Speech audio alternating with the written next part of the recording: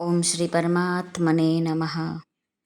આજના વિડીયોમાં આપણે સાંભળવાના છીએ શ્રીમદ ભગવદ્ ગીતા અધ્યાય 18મો મોક્ષ સંન્યાસ યોગનો શ્લોક ક્રમાંક 7. આ જ અધ્યાયના ચોથા શ્લોકમાં ભગવાને 3 પ્રકારના ત્યાગની વાત કહી છે. ત્યાગ 3 પ્રકારનો કયા કયા તો કહે છે કે સાત્વિક, રાજસ અને તામસ. આજના શ્લોકમાં આપણે સાંભળવાના છીએ તામસ ત્યાગ કોને કહેવાયો છે. તો ચાલો આપણે જોઈએ ભગવાન શું કહે છે. શ્રી ભગવાન ઉવાચ નિયતસ્ય તુ સંન્યાસક કર્મણો નોપપદ્યતે મોહાત તસ્ય પરિત્યાગસ તામસઃ પરિકીર્તિતઃ.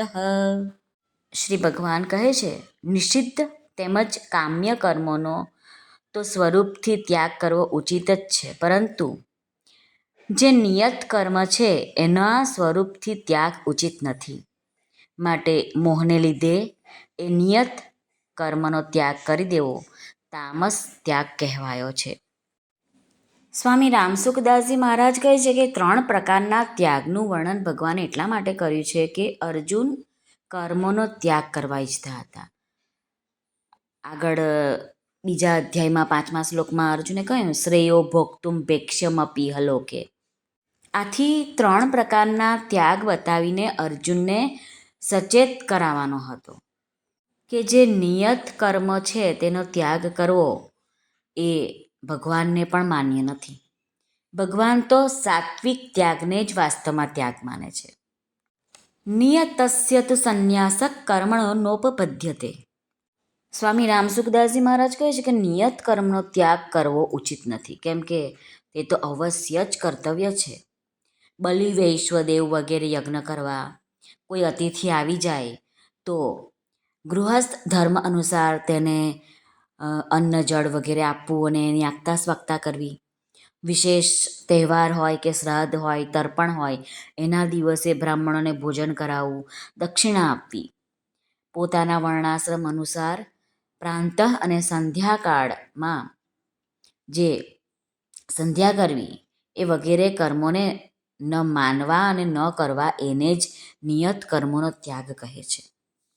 હવે આગળ ભગવાન કહે છે તસ્ય પરિત્યાગસ તામસઃ પરિકીર્તિતઃ. સ્વામી રામસુખદાસજી કહે છે કે નિયત કર્મોને મૂળતાથી એટલે કે વિના વિવેક વિચારથી છોડી દેવા એને તામસ ત્યાગ કહેવામાં આવે છે. સત્સંગમાં જવું, સભામાં જવું જરૂરી છે, પરંતુ આળસમાં ન ગયા, આરામ કરવા લાગી ગયા, સૂઈ ગયા. ઘરમાં માતા પિતા બીમાર છે, તેઓને માટે ડૉક્ટર પાસે જવાનું છે, દવા લાવવાની છે, તો રસ્તામાં કોઈ પત્તા રમતા હશે તો રમવા બેસી ગયા. તેમને જોઈને પોતાને પણ રમવા લાગી ગયા અને વૈદ્યને બોલાવવાનું, ડૉક્ટરને બોલાવવાનું, દવા લાવવાનું ભૂલી ગયા. પછી આગળ પણ ભગવાન જે કહે છે એમાં ઊંડું જ્ઞાન કહે છે રામસુખદાસજી મહારાજ કહે છે કે શરીરને માટે શૌચ, સ્નાન વગેરે જે આવશ્યક કર્તવ્ય છે તેમને પણ આળસ અને પ્રમાદને કારણે છોડી દીધા. આ બધા તામસ ત્યાગના ઉદાહરણો છે. મહારાજ કહે છે કે જો બહારના જ ત્યાગને સાચો ત્યાગ માનવામાં આવે તો બધા જ મૃત્યુ પામતા જીવોનું કલ્યાણ થઈ જવું જોઈએ, કેમ કે તેઓની તો બધી જ વસ્તુઓ છૂટી ગઈ છે. બીજું તો શું, પોતાનું કહેવાતું શરીર પણ છૂટી ગયું છે અને તેઓને તે વસ્તુઓનું ઘણું ખરું યાદ પણ નથી રહેતું. આથી અંતરનો ત્યાગ જ સાચો ત્યાગ કહેવાય છે. અંતરનો ત્યાગ હોવાથી બહારથી વસ્તુઓ પોતાની પાસે રહે કે ન રહે તે મનુષ્ય માટે બંધન કરતા નથી. મહારાજ કહે છે કે વિહિત કર્મ કરતાં નિયત કર્મમાં વ્યક્તિની વિશેષ જવાબદારી હોય છે. જેમ કોઈ ચોકીદાર તરીકે રાખ્યો હોય અને કોઈને પાણી પાવા માટે પરબ પર બેસાડ્યો હોય તો આ તેને માટે નિયત કર્મ થઈ ગયું. નક્કી થઈ ગયું કે આ તારે કરવાનું છે, એના પૈસા તને મળી જશે, જેની તેના ઉપર વિશેષ જવાબદારી છે. નિયત કર્મ ન કરવામાં બહુ દોષ છે. નિયતનો ત્યાગ કરવાથી વિનાશ થાય છે. તેથી પૈસા ઓછા મળે કે વધારે, આરામ ઓછો મળે કે વધારે, પોતાના નિયત કર્મનો ક્યારેય ત્યાગ ન કરવો જોઈએ. નિયત કર્મ ન કરવાને કારણે જ આજે સમાજમાં અવ્યવસ્થા જોવા મળે છે. જેની જે કામ માટે નિયુક્તિ થઈ છે તે વ્યક્તિ તે કામ નહીં કરે તો આ સમાજની શી દશા થશે. આમ મહારાજ કહે છે કે નિયત કર્મનો મોહપૂર્વક ત્યાગ કરવો એ તામસ ગુણ છે, જેનું ફળ અધોગતિ છે. અધોગચ્છન્તિ તામસાહા.